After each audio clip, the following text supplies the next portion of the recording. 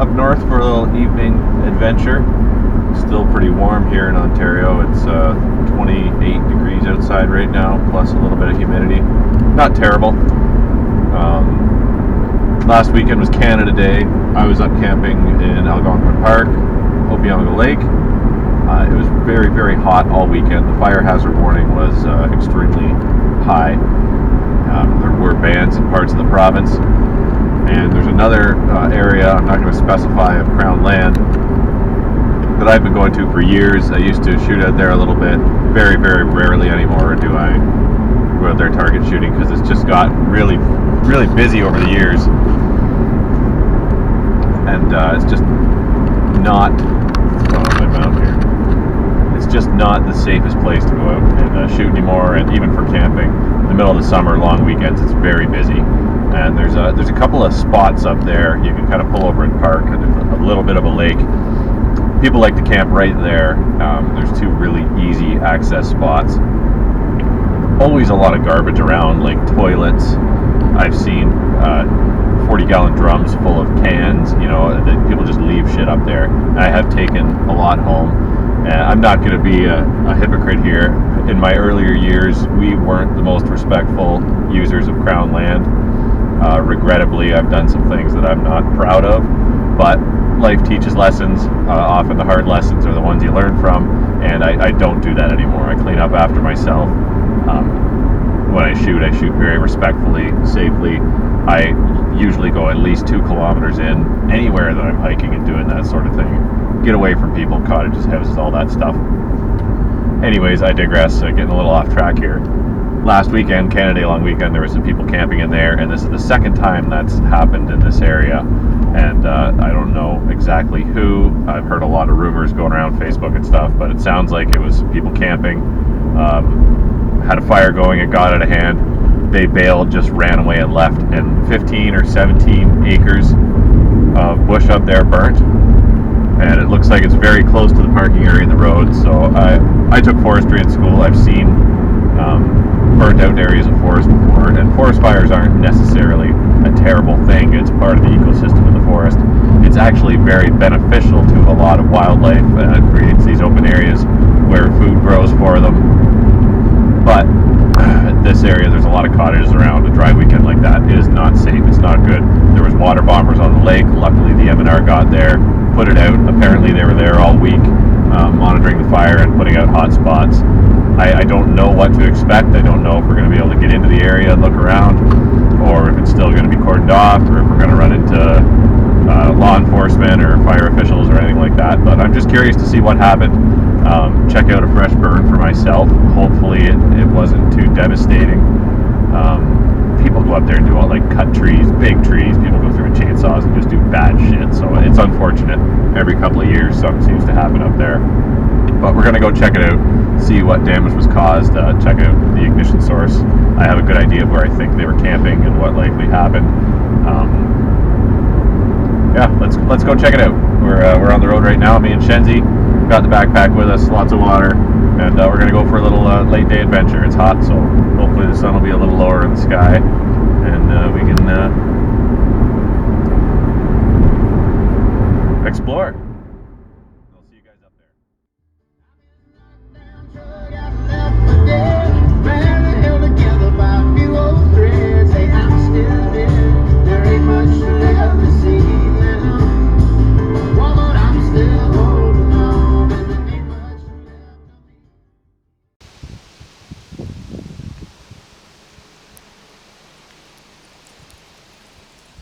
So I'm going to head down to the water here. There's a spot where you can see across to the campsite, see if we can see anything, and then we'll hike over. So it's a pretty short walk. See what we find. Yeah, there's definitely been forestry crews here. Well, I guess. These trees are all limbed up. It's like, these are some of the campsites right beside where the vehicle is parked. You can drive in and park right here if you've got a truck that can handle it, and then light a fire right here. So easy access, and that generally is trouble. The harder it is to get into these areas, the generally the less damage there is, the more respectful the people are that are going through are to their environment.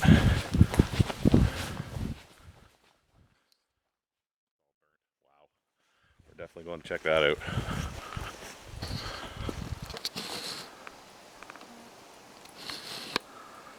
Look at the burn on that shore, all those torch trees. It's just black. And I would guess the wind carried it inland. Here's another. Shenzi's in the fire. Hey, drop that. Drop. Old rib bone. Leave that. Shenzi, get out of there. Come on. Like, it's just, you know, it's gross. And another, this is 50 feet from the car. Well, not 50 feet. 100 feet from where I parked, probably. 150 maybe. Easy to get to. Girl shens. But that is just scorched.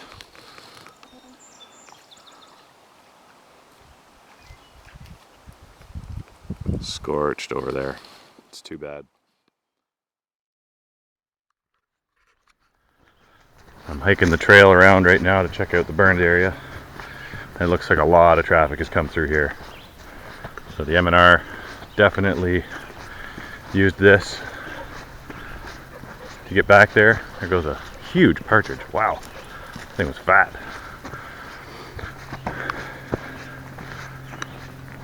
Yeah, they definitely came back through here. Stuff's been cleared professionally, and probably had ground crews in here on foot. Yeah, there's some fresh cuts and stuff here. I'm not sure why this log is still in the way. I guess they just step over it.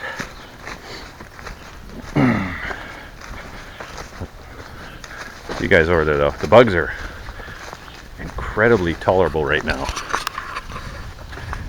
It is so nice back here in the shade. Breeze is cutting through. Bugs are virtually unnoticeable.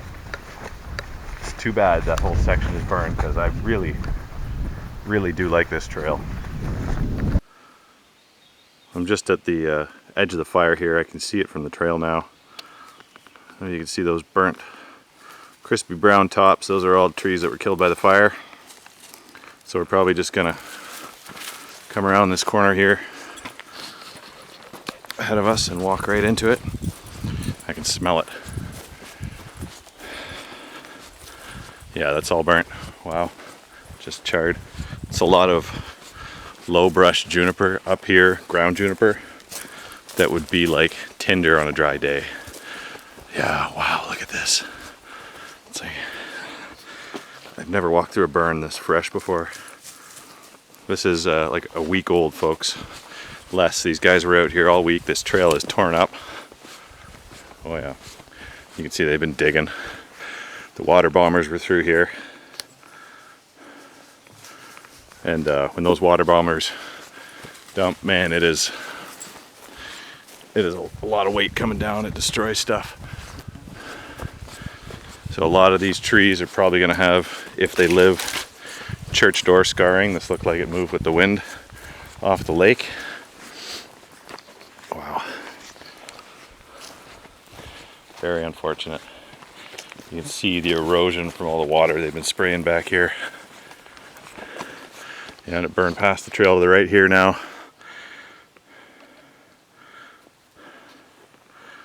All just toast. Look at all these trees are gonna die.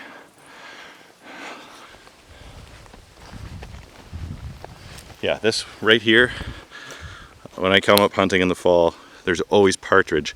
This is just thick juniper. Sorry for yelling. Just thick, and it's gone. Just scorched. Wild. Okay, I turn the camera off for a second and I hike into where I think the fire started from. There's a campsite just through the trees. That little lake we were on before, we were on that shore. This is the opposite shore that I was looking at. We're gonna go down there and check it out. Very sad. Come on, Shens, this way. You're a little gross, girly.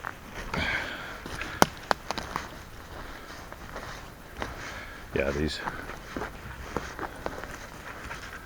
some of these trees might make it. The older trees with thicker bark, it looks like it was mostly a ground fire. but there is definitely going to be some dieback. A lot of these younger trees just got fried. The roots are exposed now from all the water, so you know there's going to be problems here. I'll be curious to see actually what does happen in the coming years. Like, see how nice this spot was?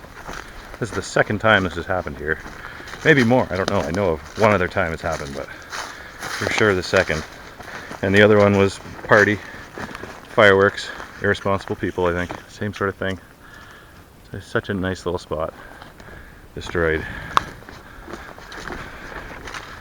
Luckily, there's nothing that nature does better than persevere.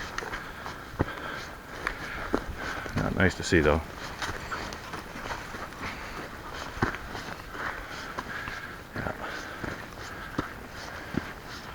Yeah, like that tree right there ain't gonna make it. I think there's an old fire scar on it from the last one. That's probably what all these are. There's 2 fires that hit these now. Shenzi's very hot. Yeah, this is probably where it all started.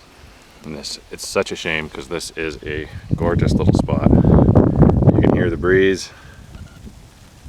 This nice little lake here. And I've never camped in this spot myself because that's where we were looking at the fire from. And that, at the far end there, zoom in on it for you, is the road coming in. So you can park over there, walk to there, and then you walk around the lake to here. It's like 500 meters. So it's really not that that remote, but nevertheless, nice spot. Yeah, these trees, pretty scorched. Some of them still have a lot of green. A lot of the lower limbs of these white pines are just toasty. Some of them, I mean, if the roots aren't too bad, some of them are gonna pull through, but a lot of this underbrush is probably gonna die. It's just cooked. All these little oaks. There's a bigger oak back there. Probably be okay. And you can see the direction, especially here where the fire was moving. The wind was pushing it. All the dark spots. The dark spots are on this side of the tree, the charred spots. So the fire was coming this way, blew through here, torched all this juniper and moss, just a fast moving ground fire probably. Cooked that old dead log right down into that little valley by the lake there. A lot of these trees are pretty scorched. They're going to lose a lot of needles. They're going to struggle. And then in here, let me see if I can get that into focus. It's pretty close. You can see all those tops are crispy. I think you can see anyways. Those whole trees are cooked, unfortunately, so there's going to be a big clearing in there, and there'll be a lot more light coming through here. Crispy.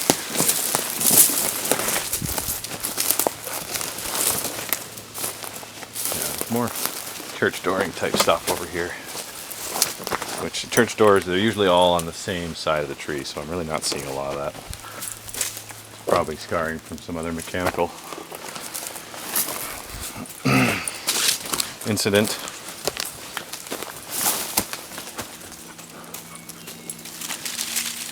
Like red oak is one species that really can tolerate a light fire very well. Acorns actually are kind of serotinous. They open under heat, they crack open, so the fire will, a small fire like this will help regenerate oak, red oak. And you see this tree here, which is an oak tree. Still lots of green in the leaves, and hardly any evidence of fire around the trunk here. This guy's gonna be fine. And he will continue to drop acorns. Kind of a genetically superior tree here, and that will contribute to hopefully more healthier oaks. All these little guys over here are cooked, unfortunately. But yeah, so fire, it serves its purposes. If there were jack pine here, they have serotinous cones. Jack pine only regenerates from fire, or in some cases very hot sun, sandy soil exposure on hot days. The cones will open, but the forest does thrive off it. Fire is part of the system out here. Very sad.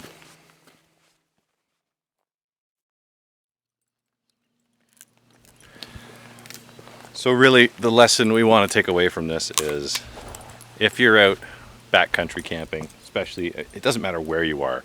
This happens in Algonquin Park. It happens places where you have to pay and get permits, and it's highly controlled and regulated. You can't move fire pits or make your own, blah, blah, blah. And it happens out in Crown land with irresponsible campers coming out here on dry days. I mean, I've had close calls before, but get a container, fill it with water, run, put that, like, be ready. You have water ready to dump on the fire. It doesn't matter if it's your good drinking water, whatever. Be prepared to deal with that if you're out here. It is your responsibility to take care of your fire and your site and your garbage. And this is all of our land. Everyone in Canada, we're entitled to use Crown land. Everyone in Ontario, we all pay taxes. We live in a country where we have the freedom and the opportunity to do that, so let's not squander it. Be ready to deal with runaway fires, and be ready to take your garbage out, whatever it is. Don't break glass around campsites, all that shit. We all do stupid stuff when we're young, but if you can take something away from this, please, please, just be a little more responsible when you're out there. Be a little prepared. And everybody likes to drink and have fun. That's all part of life and growing up and everything, but be ready to deal with shit like this. Or we're going to lose places like this. We're going to have to go further and further and further away from major cities until there's nothing left. We're very fortunate to have this, so stay safe, guys. Going a little bit Smokey the Bear on you there, but this shit's important. It's important for all of us. If I find anything interesting, I'll show you. I'm pretty much done here. I'm going to poke around with Shenzi for another half hour, 45, and then probably head her home. Sun's setting. It's beautiful here. It's so sad.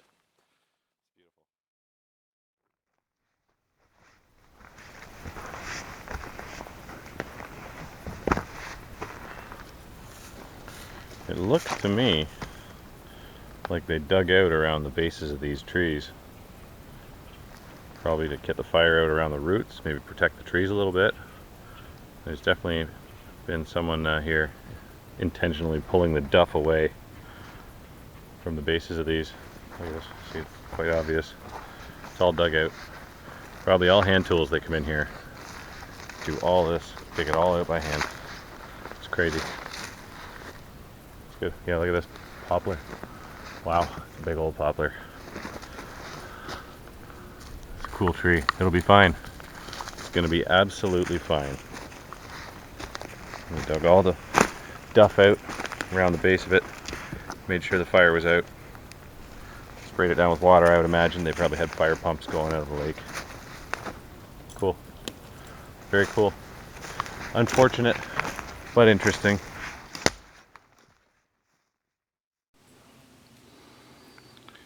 This was a hot spot right here. We're right on the fire line, but man, it was really getting going. It cooked some pine trees. I'm willing to bet some of these were green. So this thing was taking off. Yeah, this is a very high population area. There are cottages everywhere. We are less than a kilometer probably from most of them, well under. The marina, it's right over there. So I'm sure they wasted no time getting over here and putting this out. We are definitely in, she was cooking on the top of this hill. It was coming off the hilltop here, burning low I think, and hitting these things at mid-height with the wind pushing it, if there was any wind at all. I know it was like 40 degrees that weekend. It was hot, stupid hot, so it would have had no trouble ripping through here. Put your fires out. Seeing this, it's pretty it's a little bit eye-opening, I'm not gonna lie. It's like this was really thick juniper cover, so unfortunately it's gonna push the partridge out of the area. They used to rest under, sit under this stuff a lot. That right there is grouse poop. So there's a guy just chilling. He would have been covered by all this scrubby stuff. Chilling on this rock, living here. His home's gone. Evicted by some shitty campers, unfortunately. Hey, look at this. It's a small tree. But you see, it's not being held up by much in the tip there. The base is just about burnt through. And this fire was very close to really fueling itself. But look at, there's nothing holding that at all. So it's pretty advisable to pay attention to what's around you when you're in areas like this. I know the guys that work the fires do. For sure. That's a small one, but I mean that, you know, these things get out of control. You never know what's hung up, just waiting to fall on a windy day, in general in the bush, but especially during fires.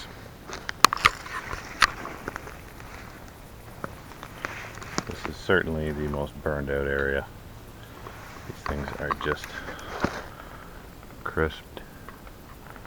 crispy crisps of trees.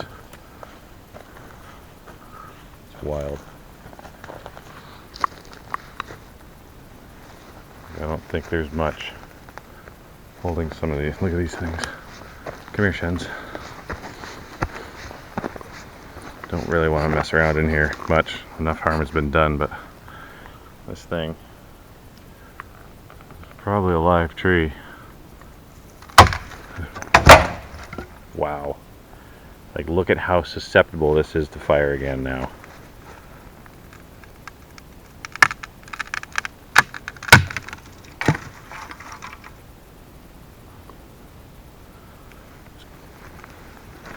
Cooked.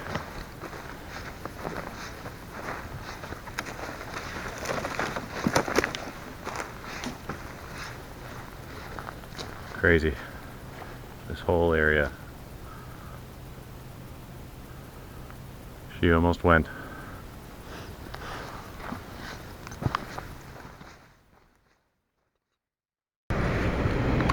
Holy crap. The last like minute the deer flies just came out. Whew. Bit of a sprint back to the car there. We're good now.